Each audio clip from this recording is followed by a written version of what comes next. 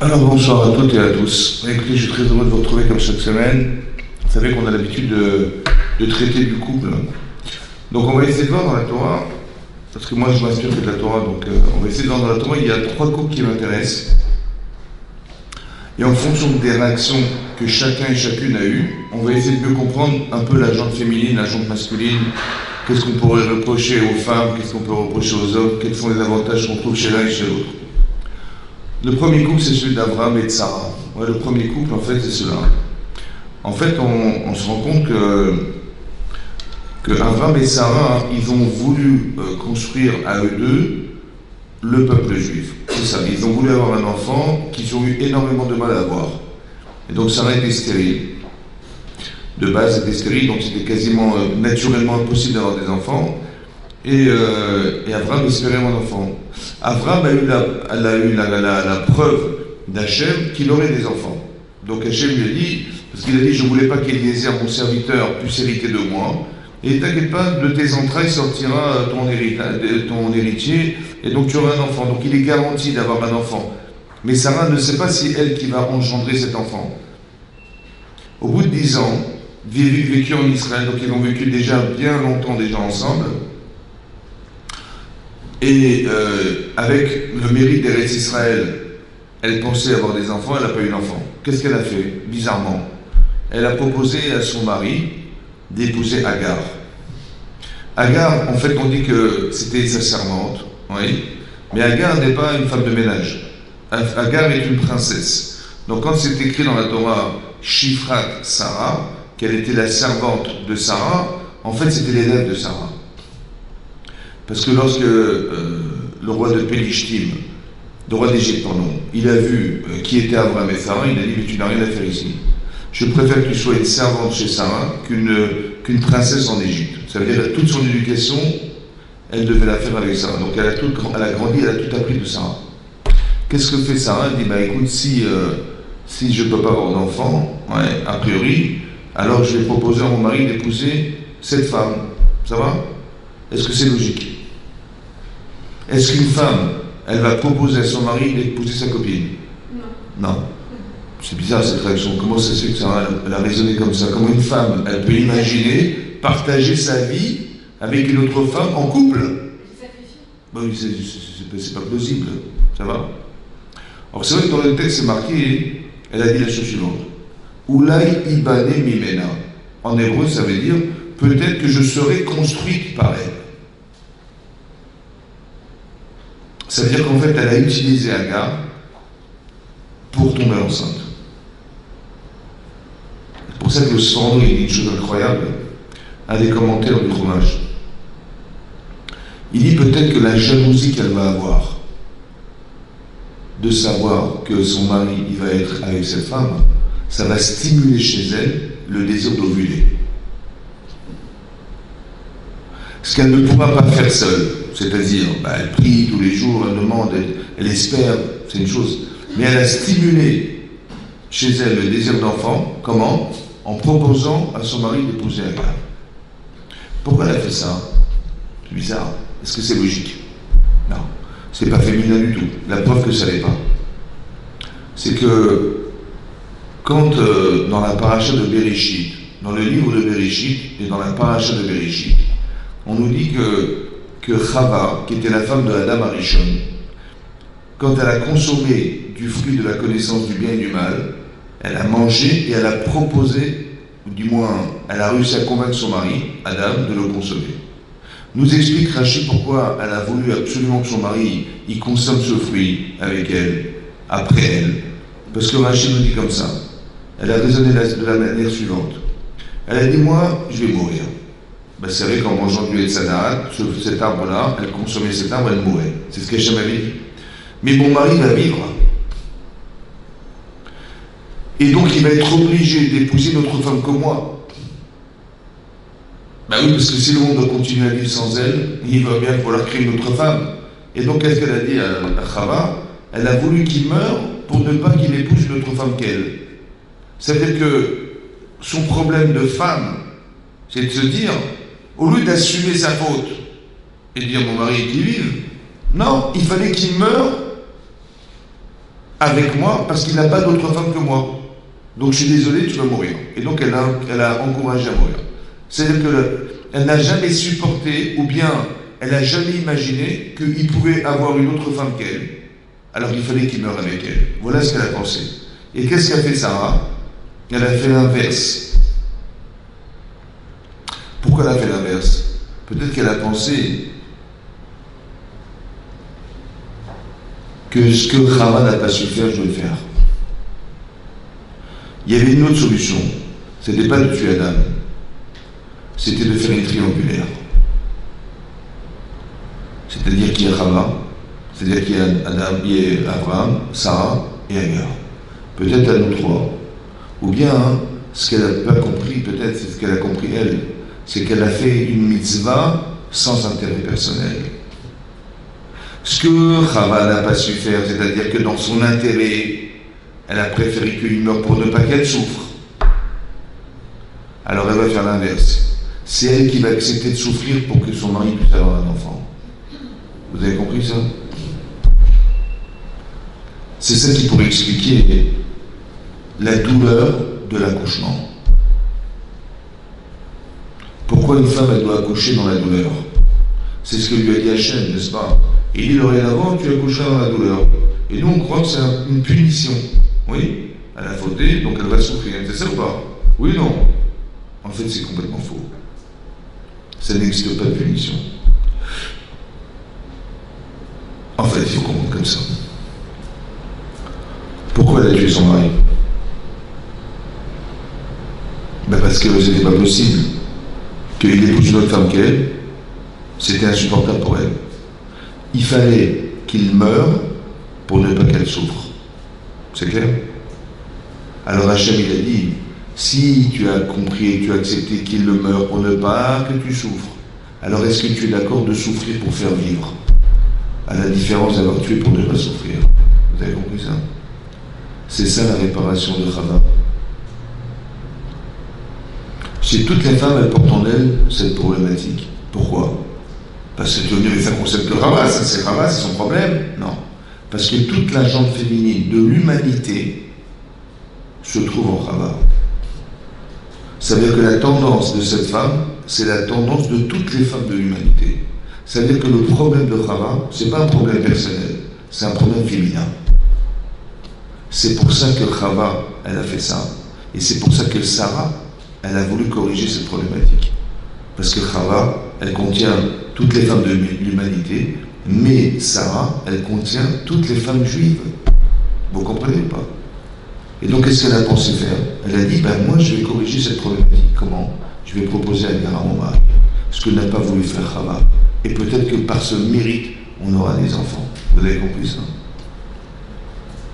Et donc, elle fait ce sacrifice. Qu'est-ce qui se passe? Eh bien, effectivement, Agar va épouser Abraham Avinu. Elle épouse Abraham Avinu. Et elle tombe enceinte. Et elle se dit, en vérité, c'est qui la vraie femme d'Abraham? C'est moi. La preuve, c'est que Sarah, ça fait des années qu'elle vit avec Abraham. Elle n'a jamais eu d'enfant. Et moi, je suis tombé enceinte tout de suite. Donc Hachem, il a bien compris, il a bien décidé que la femme d'Abraham, c'est moi. Elle s'est vantée, en fait. En fait, elle a cassé la triangulaire. Comme si elle voulait écarter Sarah, alors que Sarah, elle l'a incrusté dans son couple pour essayer d'avoir un enfant. Vous avez compris? Ça, c'est le défaut de Agar. Elle a dit, elle est devenue légère à ses yeux. Agar, elle a pensé que Sarah était légère à ses yeux. Pourquoi? Parce que si vraiment elle était la femme d'Abraham, elle aurait eu des enfants avec Abraham. Pourquoi Hachem il a fait que ce soit moi? N'est-ce pas qu'Hachem a décidé que c'est moi la femme d'Abraham Avinu et pas Sarah et Avinu, ouais? La soi-disant la Tzadékette, c'est elle? Non, c'est pas vrai. Vous avez compris? Alors elle s'est mise en avant. Elle s'est mise en porte-à-faux entre Abraham et Sarah. Et ça a déplu à Sarah. Et tout à coup, regardez la réaction de Sarah qui m'intéresse. La réaction d'une femme. Elle est venue voir son mari. Bizarrement. Et elle lui dit Hamasi Alecha. En français, ça veut dire le Hamas. Le Hamas, ça va se traduire ici. Soit l'injustice, soit le vol. Oui, on a vu dans la Torah, par un chat noir, que la terre était pleine de Hamas. Rachid traduit Gezel. La terre était pleine de vol. Donc le Hamas, c'est soit le vol, soit la violence, soit l'injustice. Comment? Il dit Hamasi Alecha. Mon injustice, le châtiment, je l'envoie sur toi. Pourquoi? Rachid nous dit. Rachid, le commentaire de Rachid, il s'inspire sur le Midrash qu'on a reçu sur le Mont Sinaï. Il a dit la chose suivante. Elle a dit la chose suivante à son mari. Écoutez ce qu'elle a dit. Quand Abraham Avinu, il a prié pour avoir un enfant, il a dit Ani olech ariri. En français, ça veut dire je me déplace sans enfant. Elle lui a dit mais comment tu as osé dire je? Tu aurais dû dire nous n'avons pas d'enfant. Quand tu pries Hachem, tu dis je n'ai pas d'enfant. Mais comment tu as osé dire je n'ai pas d'enfant? Voilà ce que dit Sarah à son mari. Chamassi alecha, l'injustice que je subis, qu'Hachem t'envoie à toi, Hachem Ishpot Benyon mettra les violentes contre son mari. Ça veut dire qu'elle ne se sent pas femme. Et le fait qu'on lui ait retiré sa féminité, parce qu'il n'a pas réagi, il a osé dire je n'ai pas d'enfant, une femme ne supporte pas ça. Ça veut dire que l'indifférence qu'on peut porter à son épouse, ça la renvoie une violence très très grande. Très grande. C'est ça qu'elle a dit. C'est ça qu'on apprend déjà de Sarah. Ça veut dire que quand tu lui enlèves son féminin, on va dire comme ça, Isha, Isha, en hébreu ça veut dire la femme. Mais ça s'écrit avec un E. Vous avez vu? Aleph, Shin, et tu lui enlèves son E. Tu lui enlèves son féminin. Qu'est-ce qui reste? Esh. Il reste le feu. Ça veut dire qu'elle est violente. Une femme est violente. Quand tu lui enlèves son féminin, waouh. Tu vas voir ce que je vais faire. Ça veut dire qu'il faut faire attention pour respecter son épouse. Mais respecter la partie féminine de sa femme. D'accord? Et ici on voit qu'elle ne se sent pas femme pour son mari. Pourquoi? Comment tu as dit je n'ai pas d'enfant? Mais on est deux. Comme ça dit Rachid. Mais on est deux. Alors je comprends pourquoi je n'ai pas d'enfant. C'est une injustice. En quoi? Parce qu'Hachem il veut me donner un enfant. Mais il faut qu'on soit à deux. Mais tu dis je, donc tu es seul. Hachem il veut bien m'en donner un. Mais il ne peut pas. Parce qu'on n'est pas deux. Vous avez compris ça? On n'est pas un couple soudé. Voilà ce qu'elle dit à son mari. Mais je comprends. Maintenant, d'où elle a su que quand il a dit je, ça veut dire je et pas nous. Quand tu es en couple, tu dis je veux partir en vacances, mais tu ne vas pas tout seul. Tu pars avec ta femme et tes enfants. D'où elle a su, elle, que je veux dire je et pas je veut dire nous. Oui. D'où elle a su, vous savez pourquoi? Parce que si Abraham il entend de Hagar que madame elle se vante, que soi-disant Sarah c'est pas la tzadékette mais c'est la tzadékette, et il réagit pas. Si tu réagis pas, c'est qu'elle n'a pas de place dans ta tête, Sarah. Oui ou non? C'est pour ça qu'il n'a pas réagi. Sinon il dit non, on parle pas de ma femme comme ça, je suis désolé. Oui ou non? Or s'il n'a pas réagi, c'est révélateur qu'elle n'est pas présente, du moins suffisamment, dans la tête d'Abraham. C'est pour ça qu'il a dit je. Parce que si elle était là, dans sa tête et dans sa vie, il aurait dit nous. Vous avez compris ou pas? Sa réaction révélatrice. Ça veut dire qu'on pourrait croire qu'on peut se servir de sa femme pour avoir des enfants. Tu dis je n'ai pas d'enfant, je vais rouler ta femme. Ben, ma femme, c'est elle qui va engendrer, mais comment tu veux dire je? Vous avez compris? Ça veut dire que c'est sa femme qui va recadrer son mari. Ça veut dire que ce qui est incroyable, c'est que la qualité d'Abraham, c'est la bonté. Il se plante devant sa tante, il attend les qualités, il veut absolument les recevoir. Et là, il n'a pas osé dire à sa femme nous. Il voit sa femme qui souffre de voir qu'elle est, entre guillemets, rabaissée par cette servante, par son élève, et il ne réagit pas, problème, vous avez compris? C'est-à-dire qu'Abraham, il fait du chesed avec les autres, mais entre guillemets, il ne fait pas avec sa femme. C'est-à-dire qu'il y a une différence fondamentale entre la vie de couple et la vie à l'extérieur de son couple. Vous imaginez ce qui est marqué là? C'est qu'avec les autres, il est prêt Il a fait la brit mila, il fait une chaleur torridor, il est prêt à attendre, il attend les gens, il attend les gens. Et pour sa femme, il n'a pas pu dire, mais attends, je suis désolé, on ne parle pas comme ça de ma femme. Lui faire ce chesed de réagir à la frustration qu'elle a subie. Vous comprenez ce que je dis? Ça veut dire qu'il faut savoir que le chesed que tu vas faire dans ta vie, le plus important, c'est pas avec tes voisins, ni avec tes amis, c'est avec ta femme. C'est pour ça qu'il y a une grande épreuve ici, vous avez compris ou pas? Le Yitzhara, il est fort parce que c'est ça qu'on doit réaliser. Le véritable acte de bonté, il est, bien sûr, tu vas t'entraîner avec les autres, mais l'essentiel, il est là, dans ta vie de couple. C'est ça qu'elle a reproché son mari. Ça, c'est Sarah et Abraham, vous avez compris? Ça veut dire que c'est elle qui va recadrer ce qui est l'essentiel de la vie d'Abraham, c'est de faire du bien. Alors il dit, mais là, tu as raté quelque chose, tu as l'occasion, et elle est virulente, ça va? C'est ça. Ça, c'est le couple d'Abraham et de Sarah. Il y a un autre couple, celui de Rivka et de Yitzhak Avinu. Donc Yitzhak, il va épouser Rivka. Ok? Mais ça fait déjà plus de 10 ans qu'ils sont mariés, disons qu'ils espéraient avoir un enfant.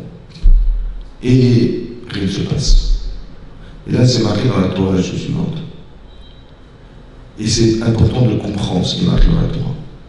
C'est marqué Vayiretav Yitzhak Lashem. Il a prié fortement Yitzhak de toutes ses forces, Hachem. L'Enocha Rishto, en présence de sa femme, qui est Akabaï, parce qu'il a constaté qu'elle était stérile. Aussi, elle était stérile, avec un enfant. Et donc, il a dû prier pour elle. Mais c'est marqué dans le texte, il a prié fortement Hachem de toutes ses forces, en présence de sa femme, parce qu'elle était stérile. Rachid expliquait, c'est quoi la présence? C'est qu'elle était là aussi en train de prier avec lui. Voilà ce que ça veut dire. Il y a le sens littéral. Le sens littéral. Ça veut dire qu'ils étaient chacun dans un coin, en train de prier. Il disait, ma femme, c'est une sadéquette, je veux qu'elle ait des enfants. Et elle priait, mon mari est un sadique, il mérite d'avoir des enfants. Chacun priait pour l'autre. Le problème, c'est autrement. Je répète, il a prié fortement Yitzhak Hachem, parce qu'elle était stérile, parce qu'elle est en présence de sa femme, parce qu'elle était stérile. Moi, ce qui m'a étonné, c'est la chose suivante. Pourquoi c'est marqué, il a prié en présence de sa femme parce qu'elle était stérile? Il aurait fallu marquer, il a prié fortement parce qu'elle était stérile, virgule, en présence de sa femme. Oui ou non? Bah oui, parce que géographiquement, elle était là. Mais comme si on avait coupé l'intérêt de la prière. Il fallait dire, il a prié fortement Hachem, bah évidemment parce qu'elle était stérile, en présence de sa femme. C'est pas pris comme ça. C'est marqué, il a prié fortement en présence de sa femme parce qu'elle était stérile. Pourquoi la Torah, elle a mis la présence de sa femme au milieu de la prière? Alors que c'était qu'un moyen de prier ensemble. C'est pas l'objectif de la prière, l'objectif c'était la stérilité de son épouse. Ça va? Ok. Maintenant je vous pose une question. Vous avez un couple, ils n'ont pas d'enfant. Ça va? Qui c'est qui souffre le plus? C'est la femme d'être privée d'avoir un enfant, ou c'est son mari d'être prié d'avoir un enfant? Est-ce que c'est elle qui est privée d'être mère, ou c'est lui qui est privé d'être père? Qui c'est qui souffre le plus dans un couple qui n'a pas d'enfant? Hein? La femme, pourquoi? Hein? Parce que c'est ça, occupe-toi du bébé, je vais dormir. Non, pourquoi c'est elle qui souffre plus? Je sais pas. Pourquoi? Elle a plus envie. Plus envie? Elle a envie? Pourquoi c'est plus envie? En fait, c'est comme ça. Qui c'est qui est la génératrice du bébé? C'est la femme. Elle culpabilise. Parce que mon mari veut être papa, il ne peut pas à cause de moi. C'est dur ça. Oui. Deuxièmement, le désir d'enfant. Il est fort chez elle ou pas? Hein? D'où on a une preuve? D'où dans la Torah, on a une preuve qu'une femme a un désir d'enfant très puissant. Mais très puissant, je vais vous expliquer pourquoi c'est puissant. Vous avez une preuve dans la tête? Pour ça, il fallait aller à l'Yeshiva, je vous l'avais dit. C'est comme ça. Vous ne vous rappelez pas une histoire qui s'est déroulée avec Shlomo Ameler? Il y a une femme, malheureusement pour elle, elle a dormi avec son bébé. Et en dormant avec lui, malheureusement, elle l'a étouffé, il est mort. Et il y a une femme à côté qui avait un bébé. Qu'est-ce qu'elle a fait, madame? Après qu'elle ait constaté que son enfant était mort, elle a inversé. Elle a mis son bébé mort à côté, et elle a pris le bébé de la voisine, elle l'a pris dans son lit. Le matin, elle s'est réveillée, et l'autre, elle a vu un bébé mort. Mais elle dit, mais c'est pas mon fils, là. Et l'autre, elle dit, mais tu m'as volé mon enfant. Je dis, pas du tout, c'est le mien. Chacune prétendait que c'était son fils. C'est ça le cas. Qu'est-ce qui s'est passé? Ils ont été voir Shlomo Ameler, le roi Salomon. Et chacune prétendait que c'était son fils. Avait dit que c'est simple, on va le couper en deux. On prend une fille, peut-être, on coupe, chacun à moitié. La fausse mère, elle a dit, coupez-le. Qu'est-ce qu'elle avait perdre?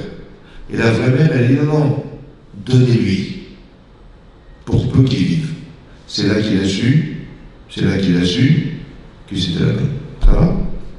Maintenant, il y a un Rav, s'appelle Rav Chaim Shmulevitz, qui était le Rosh Yeshiva de la Yeshiva de Mir à Yerushalayim. Il a posé une question. Il a dit, la fausse mère, elle a perdu son bébé qui est mort. La vraie mère, son bébé, il est vivant, il est juste en face, chez la voisine. Ça va? Qui c'est qui souffre le plus? Celle qui a perdu cet enfant à jamais, ou celle qui sait que son fils est vivant, mais il est chez une autre femme. Et elle ne le verra pas parce qu'elle le voit, mais elle ne pourra pas le prendre. Qui c'est qui souffre le plus? La mère qui a perdu l'enfant, ou celle qui sait qu'il est vivant, mais il a été volé? Qui souffre plus? En fait, celle qui souffre le plus, c'est celle qui sait que son enfant est vivant, mais on est privé parce qu'il est chez l'autre. Parce que l'autre, il est mort. Vous avez compris? Mais non, celle qui a volé l'enfant, comment elle peut faire subir une souffrance plus forte que la sienne? Bah oui, parce que quand elle a volé, elle s'est appropriée un enfant qui n'est pas le sien. Et ce qu'elle a fait, c'est pire que ce qu'elle a vécu elle-même, puisque elle a perdu son enfant, ok, mais elle a fait pire que... De là, on a une preuve que le désir d'enfant, il est tellement fort, qu'elle est prête à faire souffrir l'autre pour peu qu'elle ait cet enfant. Bien que c'est pire ce qu'elle provoque chez l'autre, c'est pire que ce qu'elle a vécu elle-même. Tellement le désir, il est fort. Donc ça, c'est le désir. Donc on voit que le désir d'enfant est très fort chez une femme. Elles se sont culpabilisées de savoir que c'est à cause d'elle que son mari n'a pas d'enfant, parce que c'est elle qui est la génératrice. 2, elle souffre de ne pas l'avoir. 3, combien de temps ça va durer à votre avis? Combien d'années va supporter son mari de ne pas avoir d'enfant avec elle? À un moment donné, ils vont devoir divorcer. On est d'accord ou pas? Et donc elle se dit, j'aime mon mari, il m'aime, mais il faut qu'on ait un foyer, il faut qu'on ait des enfants, et malheureusement avec moi ça ne sera pas possible. Elle a peur que son mari divorce. Il a peur qu'un jour elle lui envoie son acte de divorce. Donc elle souffre plus, elle. Vous savez ce qu'il fait Israël? Il a prié Hachem en présence de sa femme. C'est quoi la présence? Bien sûr que géographiquement elle était là, mais c'est plus profond. En présence de sa femme. Vous avez compris? Il était désolé en fait. En présence de sa femme, c'est quoi? Ça veut dire comme ça. Il a été voir sa femme. Il lui a dit, mais qu'est-ce que t'as? Pourquoi t'es triste? Il dit, je suis triste. Alors t'as pas d'enfant? Je comprends. Bon, Hachem il va te donner un enfant. Mais ça n'explique pas ta tristesse. Elle lui a dit, mais je culpabilise. Parce que c'est à cause de moi que tu n'as pas d'enfant. Ok, ben dans ta chair, on aura des enfants. Il dit, mais tu sais de quoi j'ai plus peur? Qu'on divorce. Vous savez ce que fait Yitzhak? Il lui sort les vertus. Il veut absolument s'approprier la souffrance de sa femme. Pourquoi faire? Parce qu'il a prié pour elle et pour lui. Vous avez vu la différence? Abraham Avinu, il a dit, je n'ai pas d'enfant. Sa femme, elle lui a reproché, comment tu as osé dire je, on est deux. Et elle, et lui, il a fait l'inverse. Il a prié Hachem en présence de sa femme parce qu'elle était stérile. Ça veut dire qu'il s'est engagé. C'est ça un tzaddik. Un tzaddik, c'est quoi? C'est quelqu'un qui ressent la souffrance de l'autre. Il la prend à charge. Parce que c'est commun. Ils ont un problème commun, ils n'ont pas d'enfant. Mais si je prie tout seul pour moi, alors on n'aura pas d'enfant. C'est ce que j'ai appelé ma mère, Sarah. Alors je vais faire comme ça. Je vais m'impliquer dans la souffrance de mon épouse. Et je vais l'inclure dans ma prière. Et c'est comme ça qu'on aura des enfants. Et c'est comme ça qu'ils auront un enfant. Du coup, par rapport à la première question, pourquoi on a dit qu'il a fait avec elle et après la tila? Ouais. Ça répond parce que l'essentiel, c'était la présence, la souffrance, le manque, la peur, tout ça c'était le plus important. Il faut qu'il la soulage. Il a prié en présence. Ce qui contient sa prière, c'est la souffrance de sa femme. Et donc, à part le fait que ce qui va solutionner la stérilité. Mais pourquoi on l'a pas mis avant? Parce que c'est pas qu'il a prié entre guillemets égoïstement en se disant la femme est stérile, j'ai pas d'enfant. Non. Il a dit en présence de sa femme. Ça veut dire qu'il a compris fondamentalement ce qu'elle supporte. Il n'a pas dit à sa femme, bon, t'es dans le gynéco, on n'a pas d'enfant. Bon, il faudrait que tu changes de gynécologue, je crois qu'il est pas. Non, il n'a pas renvoyé sur son problème. Il a pris en charge. Ça, c'est un tzaddik. Ça veut dire qu'en tant que mari, c'est important qu'on soit sensible. Pas qu'on soit indifférent parce que c'est pas son problème. T'as pas d'enfant, mais débrouillez. Débrouillez, c'est très grave ça. Il faut être sensible à ce que vit son épouse. Et on est là pour accompagner, pour solutionner. On n'est pas là pour faire des constats. Madame, elle n'a pas d'enfant. Bon, ça va durer jusqu'à quelle heure? Vous avez compris? J'attends. Vous avez compris? Égoïstement, j'attends. Ou bien, on est un couple. C'est comme si que tu t'es cogné contre le mur. Et ton bras, il a un hématome. Tu dis, bah, oh, sous le bras, là, puis comment je vais faire et tout. Mais non, on fait un. Mon bras droit, mon bras gauche, on fait un. On fait un. Tu peux pas dire, à cause de mon bras droit, je peux pas marcher, ou je peux pas me déplacer, je peux pas écrire. Non. Tu fais un avec ton corps. Ton bras droit, ta femme et toi, c'est un. C'est comme le Rav Lopian. Ils sont partis chez le médecin. Et sa femme était malade. Il a dit, il est rentré chez le médecin, il dit, qu'est-ce qui se passe? Pourquoi vous êtes venus à deux? Il dit, parce que nous avons mal aux pieds. Vous avez compris? C'est pas lui, il a dit, nous avons mal aux pieds. C'est-à-dire que quand il voit sa femme dans cet état-là, ça la rend malade. Vous avez compris ce que je veux dire? Ça, c'est un couple. On apprend de la Torah comment on doit être en couple. Ça, c'était Yitzhak et c'était Rivka. Il y a un troisième couple. C'est marrant parce que c'est redondant. Il y a toujours un problème de stérilité. Vous avez vu, Sarah était stérile, Rivka était stérile et Rachel est stérile. Et à un moment donné, Rachel elle se rend compte qu'elle n'a pas d'enfant. Léa, elle a des enfants. Les servantes Bila et Zilpa, elles ont des enfants, mais elle, toujours rien. Et donc elle fait un ultimatum à son mari. Elle lui dit, imagine, si je n'ai pas d'enfant, Meta Anori, je suis morte. Qu'est-ce qu'elle a voulu dire à Yaakov? J'en ai dit, écoute, elle lui a dit comme ça, pourquoi tu ne fais pas comme ton père, Yitzhak? Ton père, c'est un tzaddik. Fils d'un tzaddik, ton père, Yitzhak, fils d'Abraham. Maintenant, sa femme, c'était Rivka, fille de Bethuel. C'était un rachat. C'est pour ça qu'Hachem, il a prié et a écouté la prière de Yitzhak Avinu. Mais toi, tu es tzaddik, fils de tzaddik et tzaddik. Ton père, c'est Yitzhak et ton grand-père, c'est Abraham. Ouais, super. Moi, mon père, c'est Lavan. Un rachat. Qu'est-ce que t'attends pour prier dans ton père?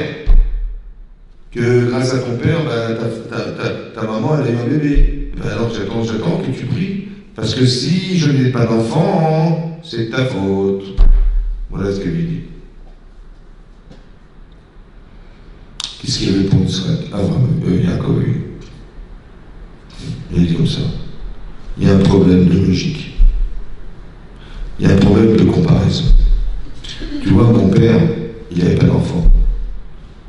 Moi, j'ai des enfants. Ça veut dire quoi? Ça veut dire que quand on a quelque chose, c'est très compliqué de s'imaginer de ne pas avoir.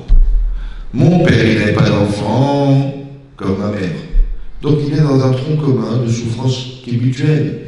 Chacun y ressent la souffrance, mais elle est plus forte chez sa femme. Mais il a conjugué la souffrance de la femme avec la sienne, et c'est comme ça qu'il a prié. Mais moi j'ai des enfants, je n'arriverai jamais à être comme mon père. Vous avez compris ce qu'il a dit à sa femme? Ça c'est un. Deuxièmement, si Bémet, tu pensais que je devais être comme mon père, on va dire spirituellement, sensible, alors j'aurais pas dû avoir d'enfant. Hachem aurait dû m'en priver, j'aurais pas eu, j'aurais pris pour toi. Or tu vois que j'en ai eu. Donc, à la différence de mon père, ne compte pas sur moi.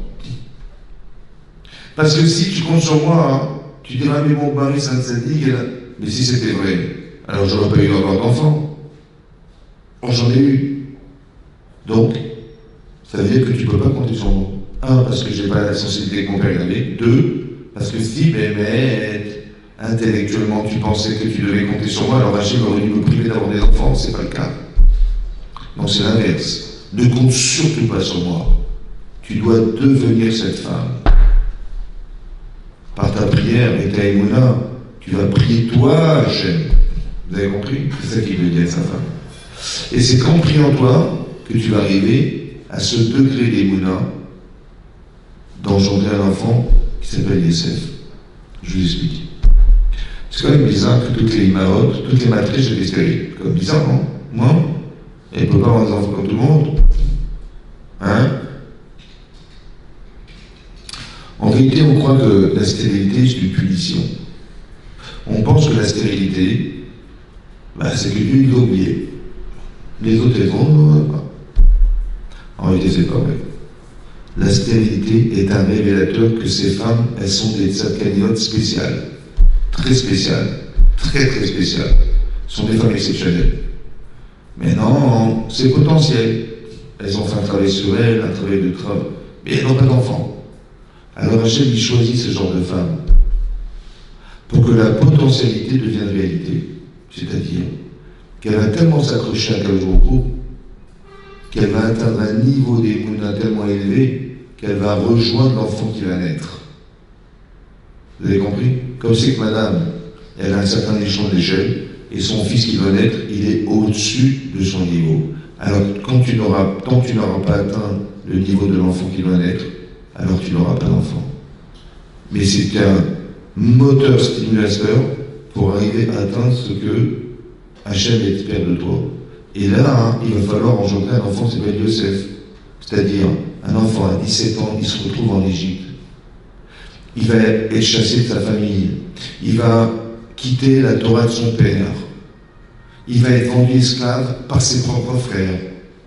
Il va être vendu à 4 reprises. Il va se retrouver en prison pendant 12 ans. Mais qui c'est qui va supporter ça? Quel est l'enfant qui va naître, qui va être capable de supporter ça en traduisant dans sa vie tout ça dans l'intérêt de soi et pas contre soi? Où tu vas trouver ça? Alors il faut que tu deviennes cette femme. C'est ça qu'il a dit Yaakov. C'est cette femme-là qui va engendrer Yosef, mais il faut que tu deviennes reine. Il y a un potentiel et il y a une réalité de femme. Elle est où cette femme? Vous avez compris, là? Ça veut dire qu'on a 3 personnages et 3 attitudes différentes. On a vu que Sarah, elle a recadré son mari. Parce que, comme c'est qu'il n'était pas sauvé, elle a dit: comment tu as osé dire je n'ai pas d'enfant, nous n'avons pas d'enfant, il fallait dire. Israël, il est complètement complice de son épouse. Et Yaakov, il va expliquer à sa femme que la réaction qu'a eue son père n'est pas la sienne. Et donc il ne faut pas tout mélanger. Et donc tu as le devoir de devenir cette épouse. Ça va? À chaque fois, vous avez vu qu'on apprend chaque fois quelque chose de différent. Parce que et toutes ces attitudes, elles font vrai dans un couple. Que de rester indifférent, c'est pas possible. D'être complètement complice avec son épouse, c'est fondamental. Et des fois, de recadrer son épouse, c'est fondamental. Ouais. Pas de dire non, elle a toujours raison, ou bien je ne vais pas la vexer. Non, quand il faut dire, il faut dire. La preuve. Que Hachem, il a dit à Adam Arishon, Kishamata l'école Ishtecha, parce que tu as écouté la voix de ta femme, et que tu as consommé du fruit de l'arbre, de la connaissance du bien et du mal, que je t'avais hâté de manger, alors la terre sera maudite, et tu devras errer sur la terre. Voilà ce qu'il a dit à Adam Arishon. Maintenant, pourquoi il a dit parce que tu as écouté la voix de ta femme? Il fallait dire parce que tu as mangé du fruit de la connaissance du bien et du mal. Oui, c'est ça sa faute. C'est pour cette raison que, conséquence, la terre sera maudite. Ça va? Qu'est-ce que ça avec sa femme? Parce que tu as écouté la voix de ta femme. Quel rapport? Il fallait dire parce que tu as consommé du fruit de la connaissance. Oui? Tu as écouté la voix de ta femme. Ça veut dire quoi, écouter la voix de sa femme? Ta femme, elle est sensible. Ta femme est émotionnelle. Ta femme, elle a un pouvoir par la parole. Tu as écouté la voix. Ça veut dire qu'elle a réussi émotionnellement à te rentrer dans son monde émotionnel. On a tout à gagner. On va être comme Hachem. On va rencontrer des mondes. Tu es rentré dans la voie de ta femme. Il ne fallait pas rentrer dans la voie. Ça veut dire quoi? Ça veut dire qu'un homme et une femme sont différents. On le sait. Mais quelle est la différence? Une femme, elle est émotionnellement très forte. Elle ressent, elle est romantique, elle est émotionnante. Vous avez vu? Elle a vu que cet arbre, il était nehmad, agréable. Il était tahava, plaisant. Il était tof, était bien. Que des notions émotionnelles. Parce qu'elle est émotionnelle, elle a son regard attiré par ce qui est émotionnel. Mais toi, tu n'es pas forcément aussi émotionnel. Alors tu aurais dû être un homme en couple, c'est-à-dire de dire à ta femme, là tu vas trop loin. Ton émotion t'emporte. Tu as écouté la voix, tu es rentré dans les émotions. Tu aurais dû mettre un frein à l'émotion en disant non, je suis désolé, tu vas trop loin. Et là tu m'aurais peut-être permis de faire tes choix.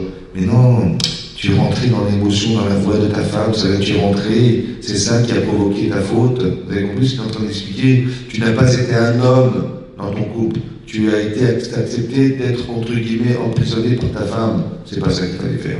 C'est ça que dit Hachem. Ça, c'est Adam Arishon avec Rava. Et on voit l'inverse.